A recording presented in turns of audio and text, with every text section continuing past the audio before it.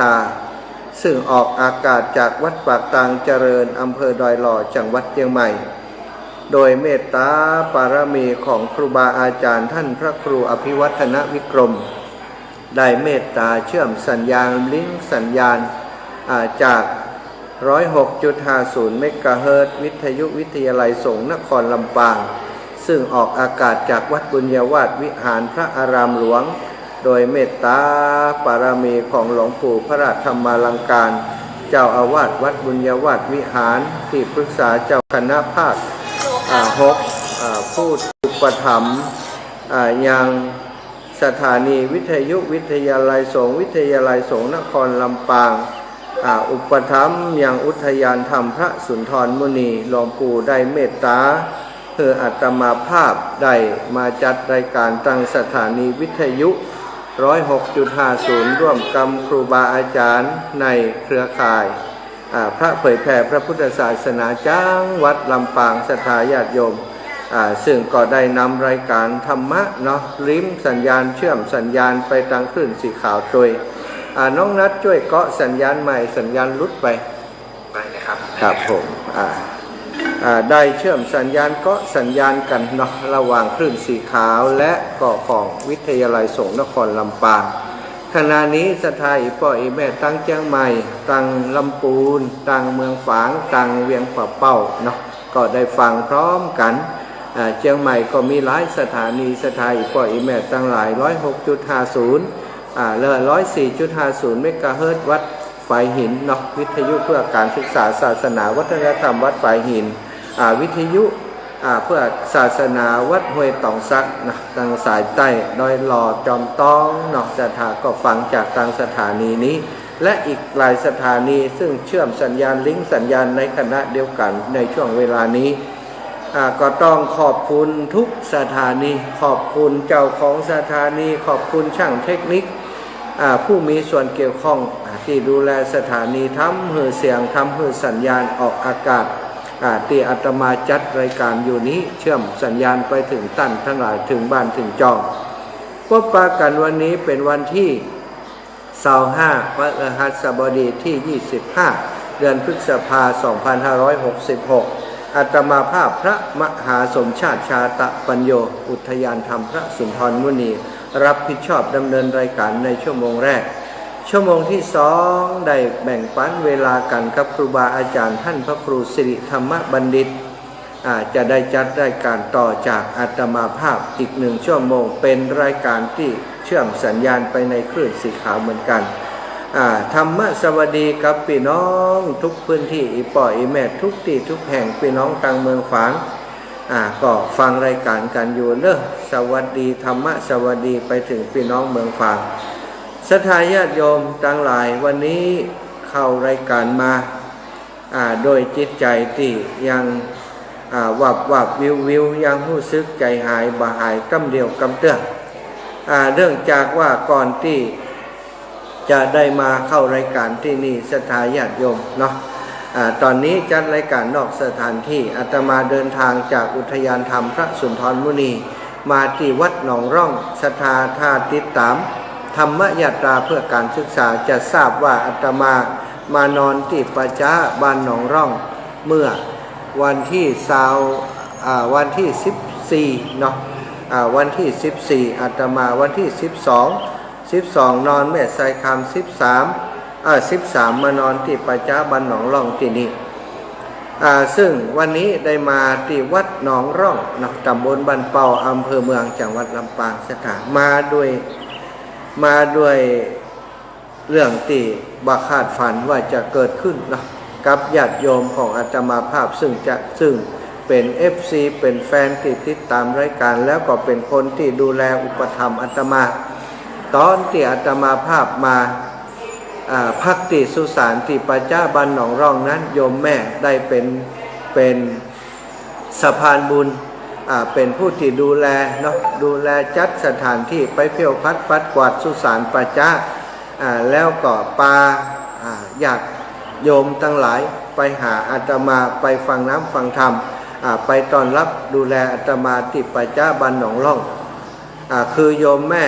ทองศรีสุยะใจสถาน เมื่อตอนประมาณสัก10 โมงป่ายได้รับเสียงโทรศัพท์ได้ยินเสียงโทรศัพท์จากญาติโยมตังหลองล่องก็คิดว่าโอ้โยมแม่เปิ่นโทรมารู้อีนะก็ยกโทรศัพท์ขึ้นมาดูโอ้บ่ใช่แม่ทองศรีสุยาใจแต่เป็นแม่ศรีกุลตันทุระเปิ่นโทรเข้าไปบอกว่าท่านอาจารย์อาจารย์อาจารย์ข้างอยู่3-4 กรรมสถานแล้วก็ให้ขึ้นมาอาตมาก็ว่าเป็นยังแม่เป็นยังใจเย็นมีอย่างกายนะอีแม่ก็บอกว่าท่านอาจารย์แม่ทองศรีสุยาใจตายเห็นแล้วอีนะโอ้เป็นอย่างตายแม่อย่างไรแต่ว่าโทรมาหาเฮาอยู่นี่แต่ว่าบัดแรกอีแม่เป็นอย่างเนี้ยมีไผบอกเฮาแต่ว่าบัดแรกเนี่ยโทรมาหาเฮา4 โมง 5 โมงเนี่ยอีแม่โทรมาว่าวันฮือจะไปหาท่านเนอะอีแม่จะเอาซองพระป่าซองของงานวัดพระบาทอุดมน้ำบ่อสวาพระป่าวันที่2ที่จะถึงไปฮือท่านอาจารย์เนอะอีน่ะโอ้แล้วเป็นอย่างเหรอแม่โดนรถโจรตะกี้นี่ท่านอาจารย์โดนรถโจร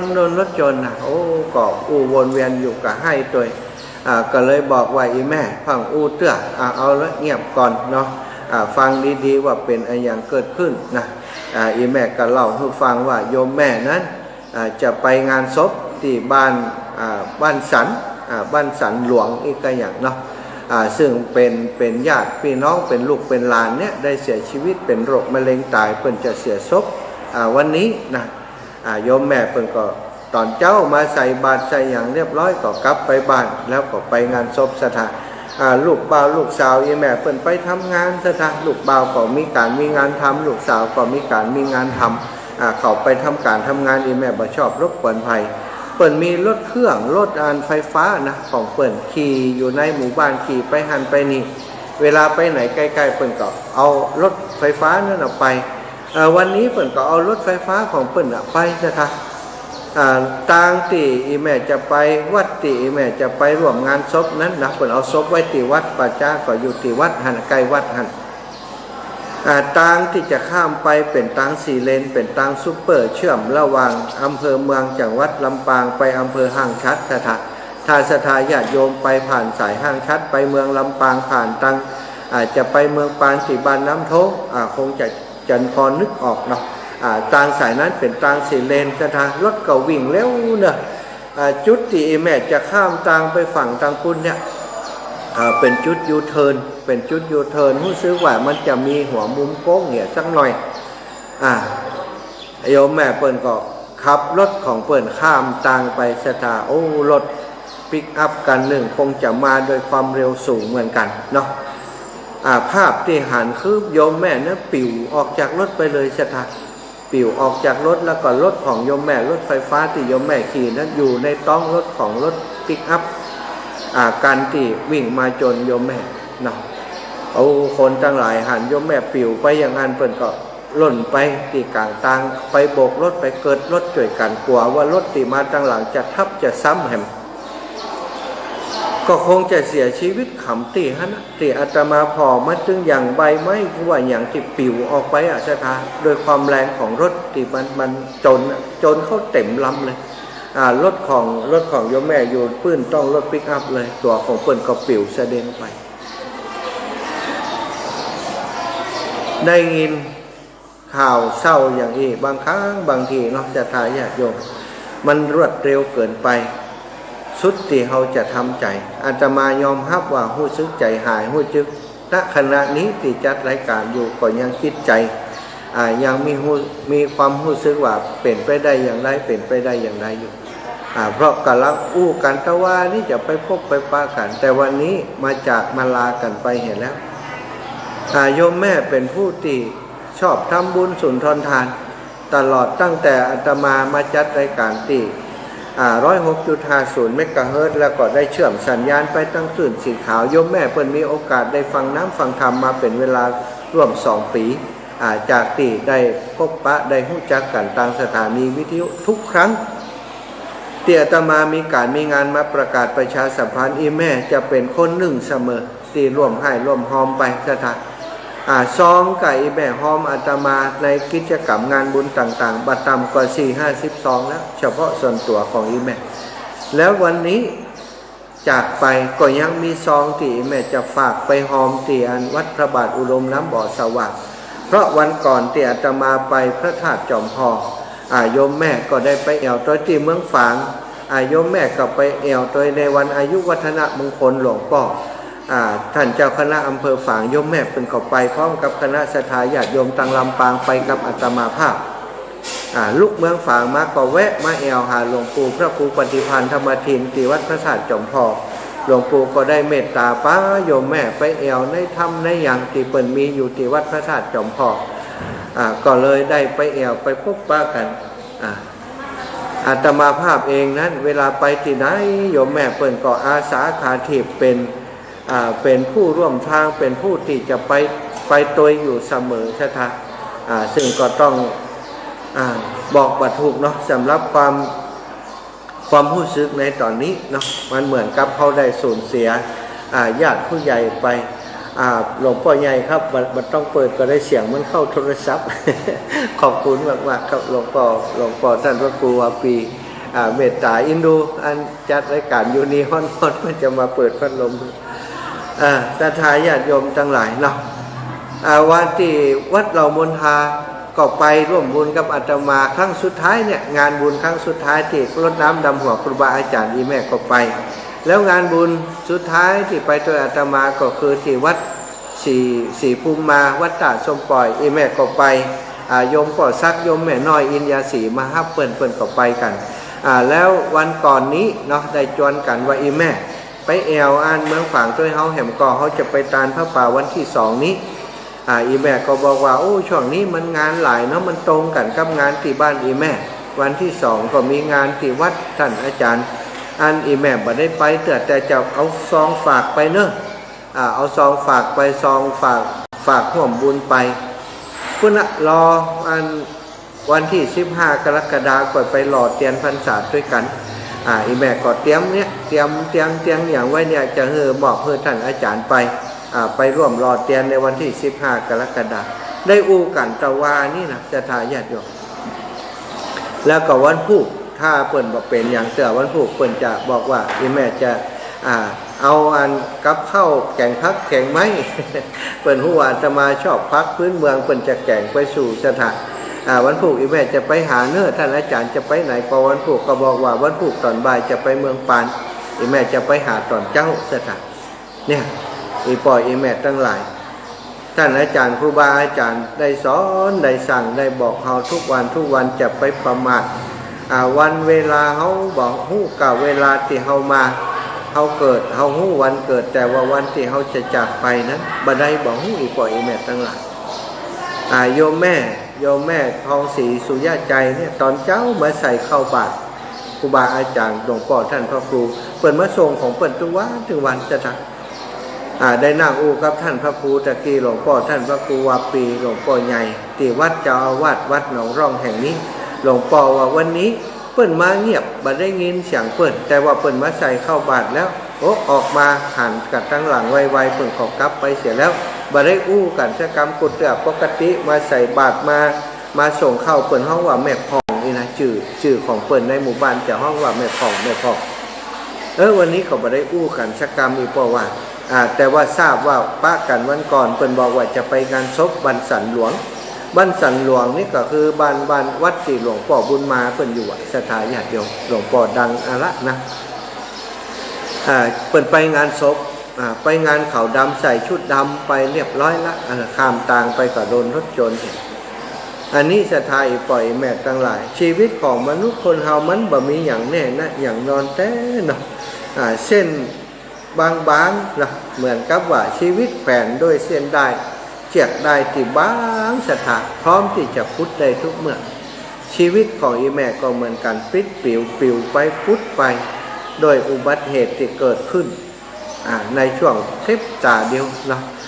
ตอนเจ้าอยู่กับลูกกับหลานอยู่กินข้าวกินปลาด้วยกันแยกย้ายกันลูกหลานไปทำงานอีแม่ก็ไปงานขาวดำไปงานศพแล้วก็มาเสียชีวิตจากไปเพิ่นจะตั้งศพบำเพ็ญกุศลไว้ที่วัดหนองร่องที่นี่สถานตอนนี้ศพอีแม่มาถึงวัดละ เอาใส่บรรจุในหีบเย็นเรียบร้อยแล้วกำหนดการชาปนกิจหลวงพ่อและก็ลูกๆหลานญาติกาวงวานของโยมแม่ได้กำหนดว่าจะชาปนกิจในวันที่1 มิถุนาที่จะถึงนี้ศรัทธาญาติโยมวันที่1 มิถุนาที่จะถึงนี้เป็นวันที่จะทำการชาปนกิจศพอาตมาภาพก็ได้ปรึกษาครูบาอาจารย์ขึ้นสีขาวเพราะโยมแม่ทองศรีสุยะใจนั้นเป็นแฟนด้วยกันของครูบาอาจารย์ขึ้นสีขาวของเฮาทุกรูปทุกองค์ตัวใช่ไหมติดตามรับฟังตุลุงยองท่านพระครูหลวงปู่พระครูปฏิภาณธรรมตินหลวงปู่พระครูสุจิตานุรักษ์ตลอดแล้วก็โดยเฉพาะท่านพระครูอภิวัฒนวิกรมเนี่ยโยมแม่ได้ฟังเกือบทุกเจ้านะที่อาจารย์ท่านจัดทุกเจ้าที่อาจารย์จัดตี 5 ถึง 6 โมงเนี่ยหรือว่าคนอื่นจัดโยมแม่ก็ฟังตลอดตี 5 ถึง 6 โมงนี่จะเป็นประจำแล้วก็รายการที่ครูบาอาจารย์จัดใน 106.50 เมกะเฮิรตซ์ที่วัดบุญญาวัฒน์วิหารเพิ่นก็ฟังตลอดอาตมาก็เลยกับลูกหลานญาติพี่น้องแล้วก็หลวงพ่อใหญ่ท่านพระครูวาปีว่าหลวงพ่อครับก็จะขออนุญาตหลวงพ่อนิมนต์ครูบาอาจารย์ตั้งขึ้นสีขาวมาเทศน์สักวัน2 วันหลวงพ่อยินดีก็เลยนั่งปรึกษาหารือกันก็โทรไปหาท่านพระครูอภิวัฒนวิกรมกับนิมนต์เปิ้นขอเวลาเช็คเวลาว่าถ้าวันเสาร์วันที่27วันเสาร์ที่27นี้ได้อยู่ว่างอยู่ก็เลยขอนิมนต์เปิดวันเสาร์ท่านพระครูอภิวัฒนวิกรมจะมาเทศน์วันเสาร์วันอาทิตย์ที่28ท่านอาจารย์ธนอัตวัดหาริการามอำเภอเมืองจังหวัดลำพูนจะเป็นองค์เต็กวันที่28ส่วนวันจันทร์กับวันอังคารนี้ทางท่านผู้ใหญ่กำลังหาอยู่ว่าจะเป็นท่านอาจารย์พระมหาบรวรวิทย์หรือว่าท่านพระครูสิริธรรมบัณฑิตจะมาวันไหนหรือว่าหลวงพ่อจะจัดไผ่มาเทศน์ก็จะเช็คดูแห่งกรรมส่วนวันสุดท้ายวันที่31สถานวันที่31นี้ได้รับเมตตาจากครูบาอาจารย์ท่านพระมหานุพดลสุวรรณเมธีเจ้าวาดวัดบรรพตสถิตเจ้าคณะอำเภอวังเหนือผู้อำนวยการวิทยาลัยสงฆ์นครลำปางได้รับนิมนต์ได้รับเมตตาจะมาแสดงพระธรรมเทศนาในวันสุดท้ายค่ำคืนนี้ก็คงจะเป็นหลวงพ่อใหญ่ของเฮาหลวงพ่อพระครูวาปีอาจจะเป็นองค์แสดงพระธรรมเทศนาวันที่วันนี้เนาะวันที่25วันที่26ก็จะเป็นรูปใดบ่ฮู้เตื้อแล้วก็แล้วแต่หลวงพ่อวันที่27ท่านพระครูอภิวัตรวันที่28ท่านพระครูสังฆรักษ์ธนอัตรัตนศิริแล้วก็วันที่31ท่านอาจารย์พระมหานุพดลสุวรรณเมธีจะเป็นองค์แสดงพระธรรมเทศนาส่วนในวันที่27ศรัทธาญาติโยมวันเสาร์ที่27อาตมาจะปรึกษาหารือกับครูบาอาจารย์ในเครือข่ายคลื่นสีขาวว่าเขาจะมาร่วมกันในนามของเครือข่ายคลื่นสีขาวสักวันจะดีก่อเนื่องจากว่าโยมแม่ทองศรีสุยะใจนี้ก็ถือว่าเป็นญาติโยมในเครือข่ายคลื่นสีขาวมีงานที่วัดเหล่ามณฑาทิพย์ก็ไปที่วัดฝายหินก็ไปมาแล้วศรัทธาญาติโยมมีงานที่แผ่ววัดพระบาทอุดมน้ำบ่อสาวาที่พระธาตุจอมพอก็ไป2 ครั้งแล้วก็ที่อันวัดศรีภูมิมาโยมแม่ก็ได้ไป2 ครั้งเหมือนกันเนาะครูบาอาจารย์ในพื้นที่ของเขาเนี่ยบอกว่าจะเป็นวัดศรีไตรภูมิของท่านอาจารย์บวรวิทย์หรือว่าวัดอื่นๆแม้กระทั่งที่อุทยานธรรมพระสุนทรมุนีโยมแม่ก็ไปร่วมบุญกับอาตมาภาพหลายครั้งแล้วก็เท่ากับว่าโยมแม่เนี่ยเป็นครอบครัวของหมู่เฮาครอบครัวของคลื่นสีขาวฉะนั้นก็เฮาเหมาะสมจะมาร่วมบุญกันวันใดก็เดี๋ยวก็จะกันจะประสานงานกันเนาะของตั้งคลื่นสีขาวถ้าจะมาพร้อมกันในวันเสาร์ซึ่งเป็นวันที่ครูบาอาจารย์ท่านพระครูอภิวัฒนวิกรมท่านเจ้าได้เป็นองค์แสดงพระธรรมเทศนาโดยก็จะดีเหมือนกันแต่คิดว่าคงจะมาถ้าคลื่นสีขาวเขาจะมากันก็คงจะมากันเป็นช่วงตอนบ่ายเพราะถ้าเป็นตอนกลางคืนนะอินดูอีปอยอีแม่ที่เดินทางไกลจะเดินทางลำบาก แต่สำหรับองค์เตศนี้จะได้ก่อกลางคืนอยู่แล้วศรัทธามาเตศฉลองศรัทธาเฮือตังเจ้าภาพลูกหลานของโยมแม่ทองศรีสุยะใจเนาะท่านอาจารย์พระครูพิวัตรจะมาเทศในวันที่เสาร์ที่27วันที่28ท่านอาจารย์ธนอัตศรัทธาอีพ่อแม่พี่น้องลำปางของเฮาเนาะอาตมาภาพขอเจริญพรเชิญชวนเนอะที่ฟังรายการอยู่ในขณะนี้ได้รับทราบว่าการเสียชีวิตจากไปของคนในครอบครัวของเฮาแม่ทองศรีสุยะใจท่านเจ้าจะมาวันใดก็ได้จะมาร่วมกันในวันใดก็ได้ถ้าจะมาวันใดเขาก็แจ้งบอกกันมาเนาะแต่ในนามของ106.50 เมกะเฮิรตซ์และวิทยาลัยสงฆ์นครลำปางก็คงจะเป็นภาระธุระของ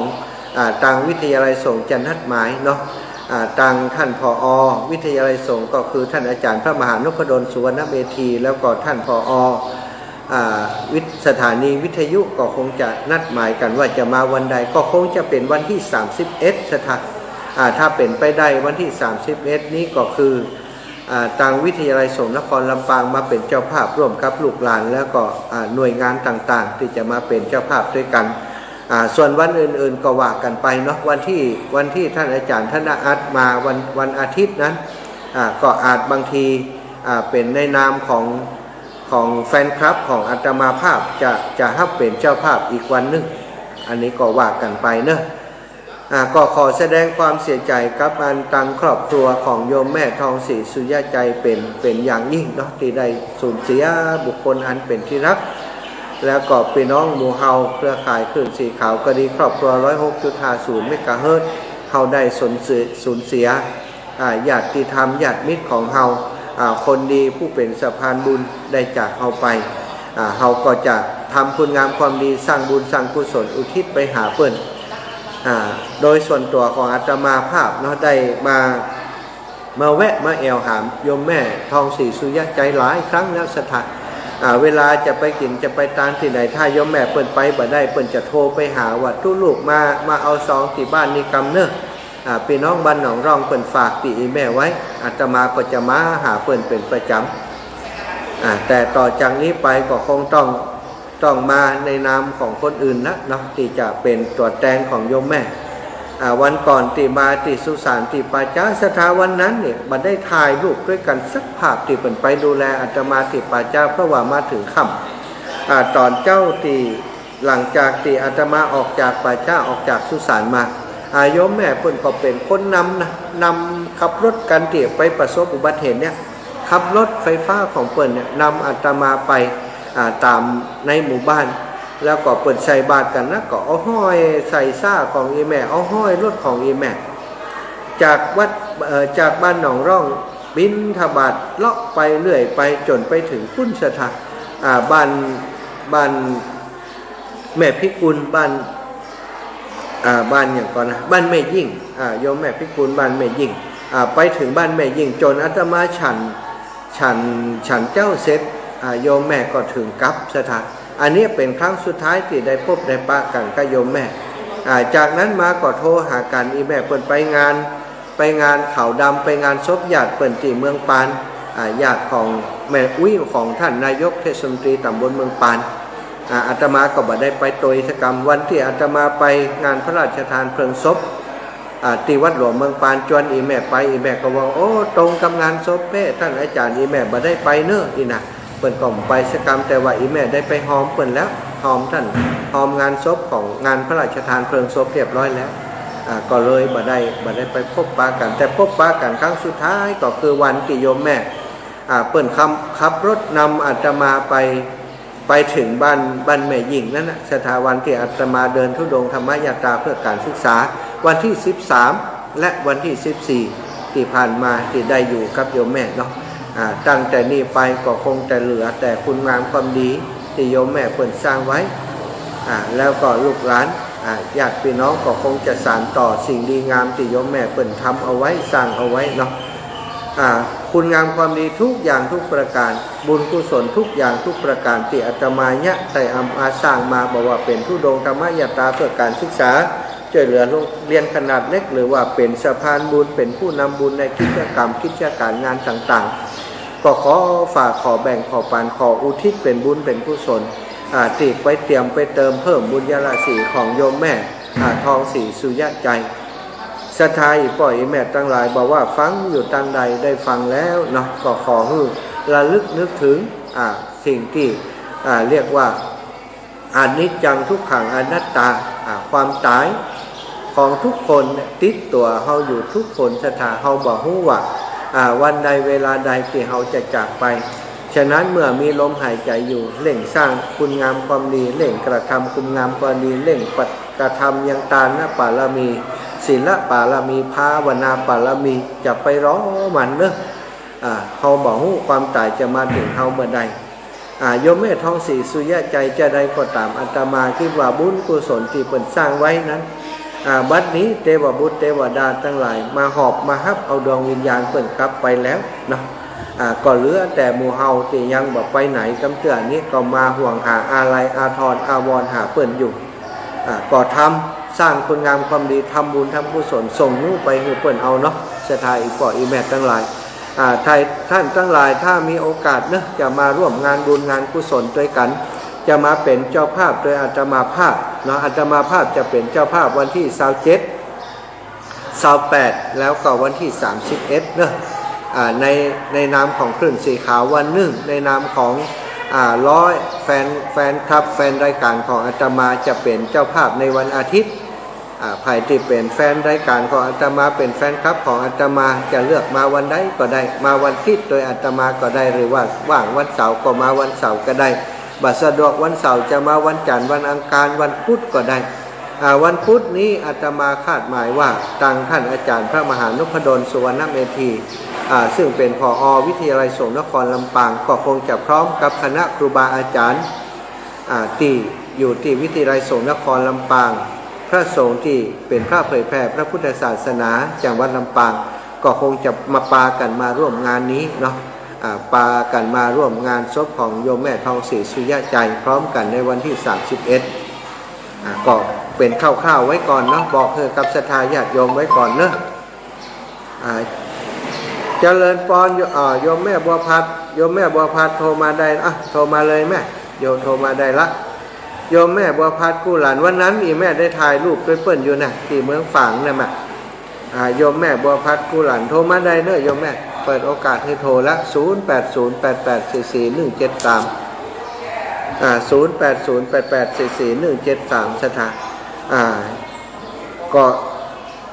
โยมแม่เนาะเปิ่นเอาซองของพระป่าสามัคคีที่จะสร้างบูรณะปฏิสังขรณ์วิหารพระระแข่งที่อำเภอฝางมาแจกที่บ้านหนองร่องนี่นะปึกหนึ่งบ่ฮู้ปึกหนึ่งมัดหนึ่งต่อใดนะอีแม่เอาไปแจกแล้วก็เอามาเก็บไว้แล้วที่บ้านเปิ่นซึ่งหลังจากงานศพนี้อาตมาก็คงจะรับเอาปัจจัยที่แม่ได้เปิ่นรวบรวมไว้แล้วเนาะเอาไปร่วมกับพระป่าสามัคคีที่วัดพระบาทอุดมน้ำบ่อสว่างศรัทธาญาติโยมไผ่จะอยากจะแสดงความไว้อาลัยต่อการเสียชีวิตจากไปของโยมแม่ทองศรีสุยะใจบ้านหนองร่องเนาะซึ่งเป็นญาติธรรมเป็นญาติโยมที่ฟังรายการ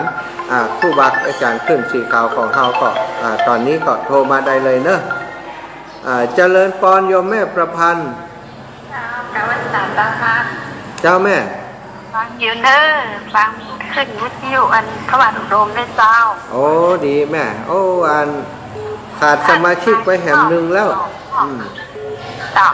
กูเตือไปด้วยเฮากูข้างแม่ไปอันเมืองฝางนะเจ้าเจ้าแม่เจ้าวันที่2ป้าการเมืองฝางแม่เจ้าสาธุบุญทักษาเนอะแม่เนอะจะได้หอมท่านอยู่เจ้า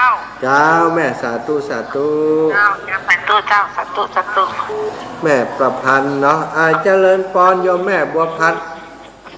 ว่าสาเจ้าหาอีแม่ได้ถ่ายรูปด้วยเปิ้นอยู่น่ะหันมีรูปอีแม่นั่งกับอันโยมแม่ท้องสีชุน่ะที่วัดพระอุดมนะข้างเตียนวันเกิดหลวงปู่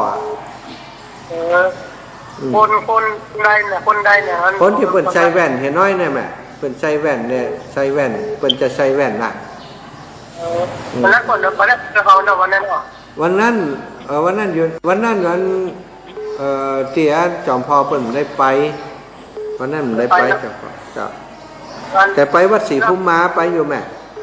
แล้วคนตายไม่ได้นะเก็บ ตายแต่เจ้าเนี่ยไอ้แม่เปิ่นจะไปงานศพอ่ะสัก9 โมงป่ายเนี่ยรถจนเปิ่นเตียนปากทางเข้าบ้านเปิ่นอ่ะว่าเข้าหมู่บ้านเปิ่นอ่ะ โอ้เราปวดจริงทุกคนนะเนี่ย โอ้อันเปิ่นโทรหาเฮาตะวานี่วันผูกไอ้แม่จะไปหาอีนะวันผูกเนี่ยกับเปิ่นจะไปหาเฮาอ่ะแม่จะตำน้ำพริกไปจะเอาพักลวกไปอีวะโอ้ยอินดูแต่แม่ ดูแต่ไม่ได้หาแต่ กัดอกมดเดี๋ยวนี้นะแห่งความเสียใจโดยครอบครัวโดยแม่ทองสุกเนอะ จ้าแม่ท้องสีเนอะ ทุกไปอยู่จังหวัดจันทราคุณแม่ทองสุกเนอะ แม่ท้องสีท้องสีครับ แบบเปลี่ยนชื่อเป็นจ้ะจ้าตู้แม่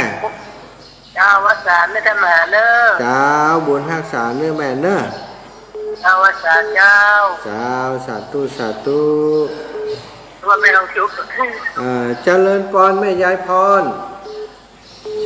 เจ้ามาจากการเจ้าท่านนะเจ้าแม่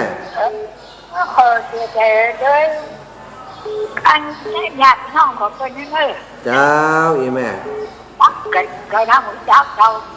ได้หัวจักก็เป็นแฟนรายการอย่างเดียวกันเนาะเจ้า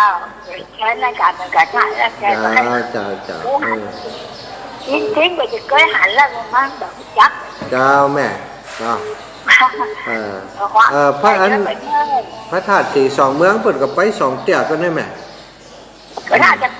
เขาใจที่คนเบาน่าจะคู่คนมันนักเนาะแนะนำอย่างเนาะเจ้าแม่ครับยายแม่เราแม่ก็ต้องตักตัวนี้ยายเจ้าขอบคุณยายพรเนอะเอาปันการคนน้อยปันการกับแม่น้อยบัวไขวงหารแม่ที่ไปหมอสวัสดิ์ด้วยกันนะครับกันนักการที่ใช้แว่นนักการใช้แว่นจ๋าอย่างบัวไข่จะจริงอ่ะนักการโอ้ย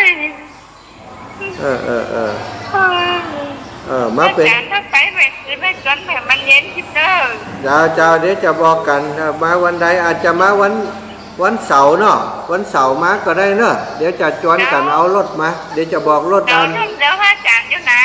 อยู่เนี่ยกะอยู่บ้านวัดหนองร่องเนี่ยกะวัดหนองร่องเนี่ยกะอยู่กับงานศพเนี่ยแล้วพระอาจารย์มากลับมาถึงสอนวันนี้ก็พูดเดี๋ยวนี่การจัดรายการแล้วก็กลับก่อนเจ้าสาธุนะแม่นะเดี๋ยวเคยอุ้กันเนอะเจ้าเดี๋ยวเจ้าเบิดไปอยู่เอาเจริญพรแม่วิไลพิเคราะห์งานแม่มาลีวันพิเคราะห์งานนี่ยามันเสียจืดเปิดอย่างจะได้เดี๋ยวนี้สมองมันกว่างไม่เห็นแล้วแม่ว่างอย่างไรนี่โอ้ยเสียใจกับมันแม่อันอุ้ยทองอย่างก็แม่อุ้ยอันทองสีสุญญาใจน่ะเจ้าไปสู่ควบคุมที่ดีแล้วเนาะเจ้าโอ้เขาทำบุญที่ไหนไปด้วยวัดอีแม่แม่เคยหามที่อันเนี่ยค่ะวัดพระบาทนะกะพระบาทอุดมพระบาทอุดมงานหลวงพ่อไป2 เตื้อกันนะแม่ท้องสีเนี่ยเจ้าแม่ก็จะไปลำปางวันอาทิตย์เนี่ยหรออีแม่จะมาหาลูกสาวแหละมาใช่เจ้าไปเอวทัวร์ตัวเขาไปเอววัดพระชานไปเอวที่ปุ่นอันจังอะไปหลายที่อยู่เจ้าจะไม่เอวในเมืองลำปางนะเจ้าชดมหากรรมกะจะอยู่ท่านจะอยู่ไหนอยู่วันหนองร่องเนี่ยวันเสาร์วันปีน้องตั้งคืนสีขาวที่จะไม่เอวกันอยู่แม่ไก่อันนี้ก็หาบอกไก่มันผ่านตังไปตังตีแม่ว่าเมื่อละที่แม่จะไปกับแจ้ซ้อนที่ไหนกูนะใจผ่านเลยผ่านตังนี่เลยถ้าเป็นแม่ไปเอวมาลูกสาวแม่ได้อันแกก็ไม่ได้อยู่แกไปอบรม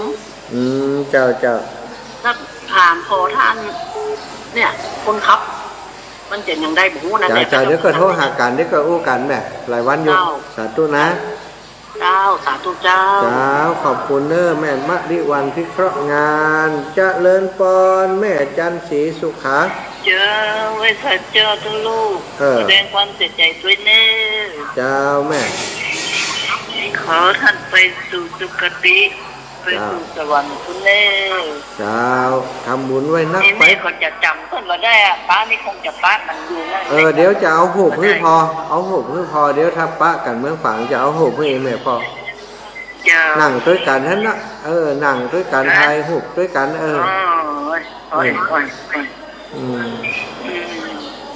เจ้าสาธุขอบคุณแม่เนอะเจ้าบุญทักษาเปลี่ยนใจแล้วยังไปแอลแล้วก้าวันที่2นี่เจ้าเนี่ยไปตัวเพื่อนนั่นแหละ นึกว่าเปลี่ยนใจนะสาธุได้ปะกันแล้วก็ขอบคุณเนอะศรัทธาญาติโยมอีปอยอีแม่ทั้งหลายที่โทรมาเพื่อจะแสดงความเสียใจต่อการเสียชีวิตจากไปของโยมแม่ทองศรีสุยะใจเนาะครูบาอาจารย์ของหมู่เฮาเนาะท่านพระครูอภิวัฒนวิกรมจะเมตตามาแสดงพระธรรมเทศนาในวันเสาร์ที่27เนอะวันเสาร์ที่27ท่านพระครูอภิวัฒน์วันที่28ท่านอาจารย์พระครูสังฆลักษณอัตวัดหาริการามอำเภอเมืองจังหวัดลำพูนจะได้เมตตามาแสดงพระธรรมเทศนาวันที่31เนาะจะเป็นท่านอาจารย์พระมหานพดลสุวรรณเมธีผอ.วิทยาลัยสงฆ์นครลำปางเจ้าคณะอำเภอวังเหนือจะเมตตามาแสดงพระธรรมเทศนางานชาปนกิจศพจะมีในวันที่1วันที่1เดือนมิถุนายนนะวันพฤหัสบดีสถานอีพ่ออีแม่ทั้งหลายใครอยากจะมาร่วมบุญร่วมกุศลด้วยกันก็มาก็ได้เนอะมาใครจะมาร่วมบุญที่กับงานศพของโยมแม่ก็ได้ก็เดี๋ยวจะเช็คลูกหลานของเปิ้นเพื่อว่าศรัทธาญาติโยมบางท่านบางคนฟังรายการแล้วรู้จักกับโยมแม่แล้วมาร่วมในงานศพบ่ได้อาจจะอยากจะฝากหอมอาตมาจะขอเลขที่บัญชีของคนจัดงานศพเนาะเป็นลูกของเปิ้นเดี๋ยวก็จะขอไว้เพื่อศรัทธาญาติโยมอยากจะร่วมบุญก็สามารถจะโอนผ่านมาหาลูกหาเต้าเปิ้นได้เนาะเจริญพรแม่โยมแม่น้อยทาอาสาอย่างก็แม่คนน้อยๆขาวๆใช้แว่นนั่นจีก็เจ้า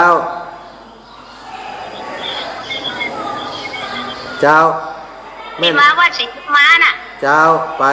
ว่าสีกุมาไปที่อายุคุณแม่น้อยยาสีนะเจ้าไปกับแม่น้อยนั่นน่ะเจ้าเป็นบางคนนั่นหรอปะเจ้าแม่แล้วไปนี่เนาะไอ้นายดูเพื่อนเนาะเจ้าเสียใจด้วยเนาะเรื่องครอบครัวเพื่อนอ่ะเจ้าแม่ขอบคุณเด้อเจ้าแม่เป็นกำลังใจตุ้งงูตุ้งจุ้มเด้อสาธุบุญรักษาแม่เด้อเจ้าสาธุเจริญพรโยมแม่อ้วนพี่น้องจากสันกำแพงเจ้าไม่สักเจ้าข้ามาเจ้าอีแม่เจ้าไม่อ้วนถ้าเกิดเลยเจ้าแม่แสดงความเสียใจด้วยนะไม่เสียญาติโยมเลยนะคะแฟนรายการเสียคุณแม่ไปแหม1คนเป็นคนจัดการจัดกังเป็นคนเก่งเป็นคนแกร่งอุบัติเหตุเนาะแม่เนาะคนเฒ่าอายุนักแล้วบางเตือการตัดสินใจข้ามถนนหนทางมันบอกไปกับจะหันกันแล้วเนาะนั่นน่ะขอบคุณนี่แม่หลายๆเนอะสาธุโยมแม่วันสันกำแพงขอบคุณหลายท่านเนาะแม่วันเพ็ญแม่เดือนเพ็ญทิมหว่างแม่แสงเวียนพ่อยงเนาะก็ดูกำลังชมอยู่ทาง Facebook ไลฟ์เนาะโยมแม่นิตยาภักดีโยมแม่ก็ได้ชมอยู่ทาง Facebook ไลฟ์เนาะก็ใกล้บ้านโยมแม่นะโยมแม่นิตยาแม่นิตยาภักดีแม่น่าจะเคยปะกันอยู่เนาะตอนถ้าไปวัดศรีภูมิมาวันนั้นอีแม่ก็ไปเนี่ยแม่นิตยาก็ไปโยมแม่ทองศรีสุยะใจศรัทธาญาติโยมพี่น้องลำปางของเฮาที่อยู่บักไก่กันเนอะอยู่แถวตากขวาก็ดีอยู่แถวใกล้ๆแถวนี้บ้านป่าเหียงป่าเนี้ยบ้านดงสันเงินเนาะตั้งสีหมวดเก้าพี่น้องบ้านหัวฝ่ายถ้าฟังอยู่เนาะพี่น้องหัวฝ่ายเนอะถ้าอย่างใดถ้ามาด้วยกันได้ก็มาร่วมบุญงานศพเนาะโยมแม่ทองศรีสุยะใจ ฝากไปถึงโยมแม่เสียโยมก่อนเอกจิอันนี้เปิ่นเกาะผู้จักกันเนาะผู้จักกันไปร่วมบุญงานที่วัดพระบาทอุดมน้ำบ่อสวัสดิ์ด้วยกันอยู่โยมแม่บัวเย็นจันทบนี่ทราบแล้วตะกี้นี่เปิ่นไปปาคณะญาติโยมญาติพี่น้องจากบ้านศรีหมวดเก้าไปแอวหาตมาภาพที่อุทยานธรรมสุนทรมุนีโยมแม่บัวเย็นจันทบแม่สมใจอาจารย์ไม่ต้องจีปัญจายไปหยังปัญจายชีวิตได้หนังอุบัติเหตุแม่รถจนโอ้ยจนที่ไหนนะที่ตาขวาเนี่ยโอ้ยเฮ้ยไปกาดตาขวานั่นน่ะบาดเจ็บไปกาดจะไปงานศพโอ้แยกนั่นบอยข้างเลยนั่นน่ะบอยวันนั้นนี่กับมาเมินมานี่น่ะตัดติยูเทิร์นน่ะตัดติยูเทิร์นยูเทิร์นนี่น่ะน้องเบาก็ตายตรงนั้นน่ะจ้ะเราไปเสียวันที่อย่างวันที่1กะวันที่1แม่ก็น่ากับผ่านบ้านแม่น้องน้องบ้านเต้าเนี่ยก็อยู่บ้านเต้าวันนั้นน่ะโอ้นักกะพี่น้องกันทั้งนั้นน่ะมาเนอะเนี่ยเบอร์สีกับหัวเบอร์สีซ้ำสีใจมาเนอะเจ้าป้าแม่กับแก้วมาจิแม่กับแก้วไม่กะเขาย้อนรถอย่างไปเขาชอบรถอย่างเมารถชอบรถไปรถ4รอบกันได้กับวันนั้นรถกันที่ไปส่งเขาน่ะแม่น่ะเดี๋ยวถามแม่กับแก้วก่อนเนาะจ้าเมื่อจะอู้ในรายการตำปังอยู่จ้าก็จะไปวันไหนหรอถ้ามาได้ก็มาวันที่27 28ก็ได้วันเสาร์วันที่ได้ไหมแม่กับแก้วไปอยู่หยังคนจะไปจันเล่า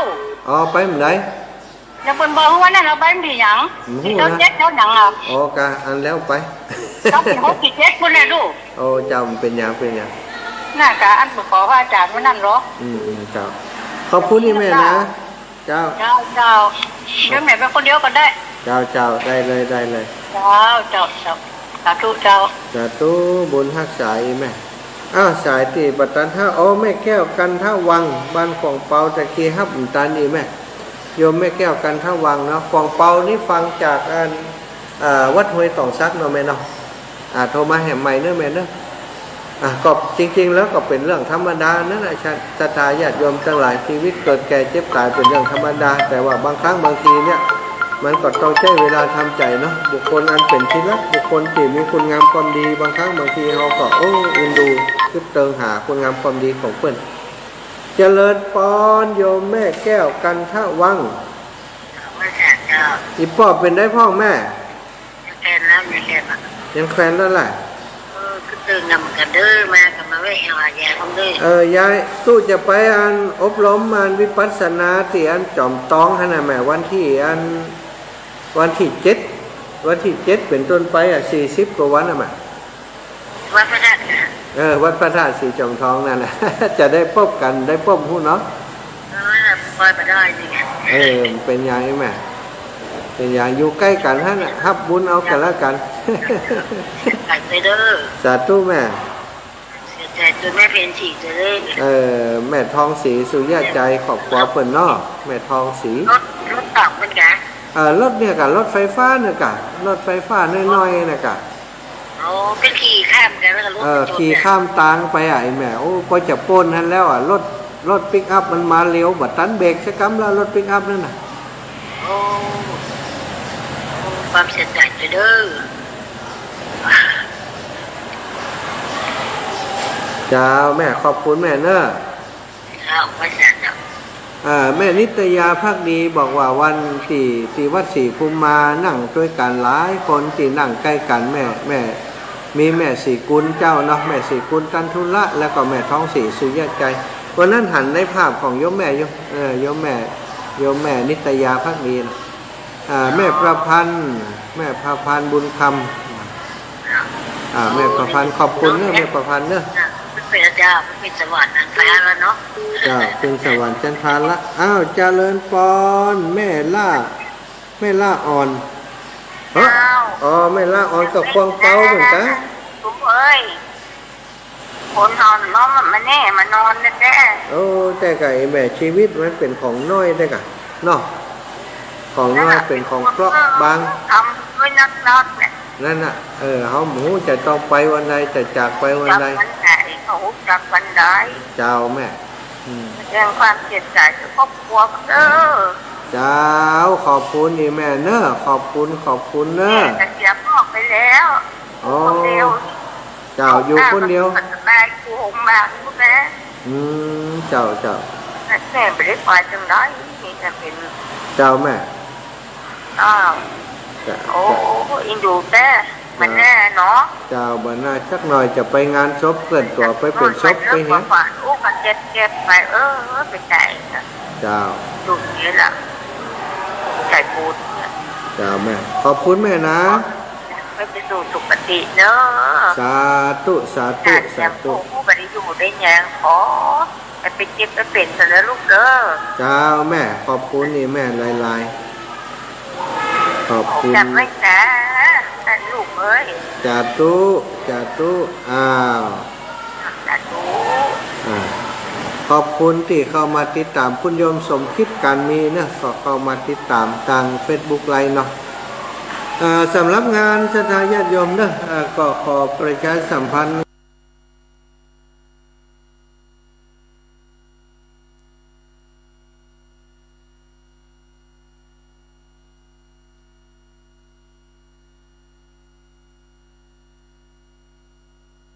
งานของครูบาอาจารย์ในเครือข่ายเคลื่อนสีขานท่านอาจารย์จิรเดชอรรักโส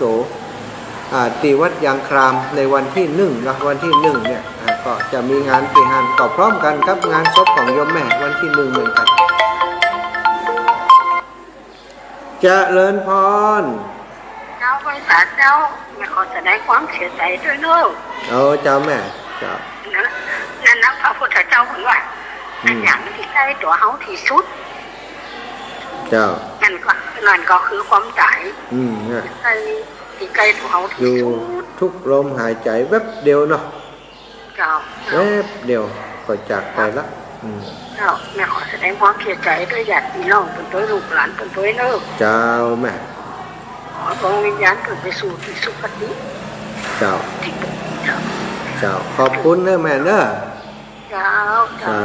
สาธุเนาะเจ้าแม่สาธุโยมแม่สมบูรณ์เนาะวันไร่ศิลาทองงานวันของท่านพระครูวิพัฒน์บุญญาสารที่วัดยางครามอำเภอดอยหล่อวัดยางครามนี่อำเภอดอยหล่อคำใจสัตว์ถ้าบัดดอยหล่อก่ออำเภอสันปะตองเนี่ยเนาะจะนะสองอย่างนี่นะอาตมานี่เป็นคนอย่างใดจำมาได้เจริญปอนแม่นิตยาปินตาคำบ้านโตกหัวจังบ้านหนองห้ากะหนองห้าเด้หนองห้าหนองเจ้าแม่แสดงความเสียใจด้วยแม่ท้องสีตัวพระอาจารย์เจ้าแม่คือตึงหากันแต่เนื้ออูกันจ้าแล้วก็จะได้นิจาไปไว้หว่องเนี้ยมันอันตรายกับถนน4 เลนนั่นเนาะโอ้ยแม่รถเร็วขนาดน่ะรถมันวิ่งเร็วน่ะแม่ป้อมกาแวบเดียวนะแวบเดียวเลยหันในภาพเนี่ยแวบเดียวรถปิกอัพนั้นแบบได้เบรกสักหน่อยแล้วก็อันจับหัวได้ก็จะได้ผมหัวมันเป็นหลอดยางหัวได้ค่ะเพราะว่ามันมีกล้องวงจรปิดจับอยู่แต่ว่ามันก็ถึงอย่างว่านั่นน่ะรถเขาไปตัดใส่เปิ้นนาแล้วก็เป็นรถตีเปิ้นบัจจัยฮื้อขี่รถทางหลวงนั่นรถนั้นไฟฟ้านี่นั่นน่ะเจ้าคนขี่ในเฉพาะหมู่บ้านเนาะใช่มันก็ลำบากใจจะอูไปแล้วเนาะจะได้จะถามแม่ว่าไขก่อนพระอาจารย์ไปไม่ได้ยังได้เขากับแกถ้าจะวันเสาร์วันที่นัดกันสักวันนี้แม่เนาะวันเสาร์แม่ไม่ได้ไปเพราะป่าปีนี้วันหนองนาวันเสาร์อาจจะเป็นวันที่ก็ได้หรอวันที่วันใดก็ได้มาได้เพราะว่าพระอาจารย์จะไปหลายวันอยู่เนาะหลายครั้งอยู่เนาะเจ้าเขานี่ประจำอยู่พี่อ่ะเจ้าแม่จะไปรวมบุญตัวเนอเจ้าสาธุนะแม่นะเจ้าสาธุเจ้าบุญรักษาสถานทั้งหลายดูเวลาพอเวลาก่อนเนอะแห่งชักกรรมท่านอาจารย์พระครูสิริธรรมบัณฑิตนะครูบาอาจารย์ของอาตมาก็จะเข้ารายการต่อจากนี้แห่ง1 ชั่วโมงสถาก็ยังเป็นรายการของพระสงฆ์นักเผยแผ่ของจังหวัดลำปางอยู่สถาอีปล่อยแม่ตั้งเมืองฝางเนื้อปะกันวันที่2เดือนมิถุนาพระป่าวัดพระบาทอุดมน้ำบ่อสวาเพื่อจะบูรณะปฏิสังขรณ์วิหารวัดพระบาทอุดม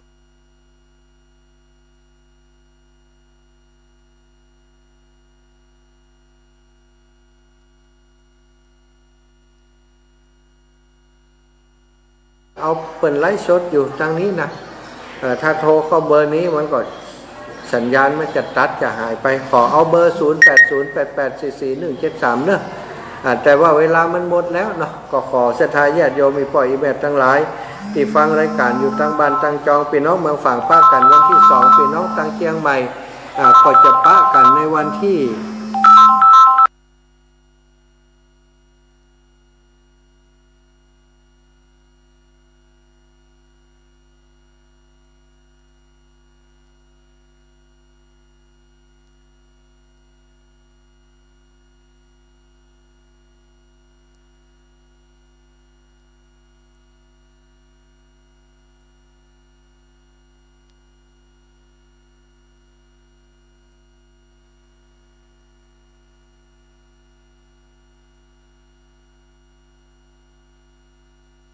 คือ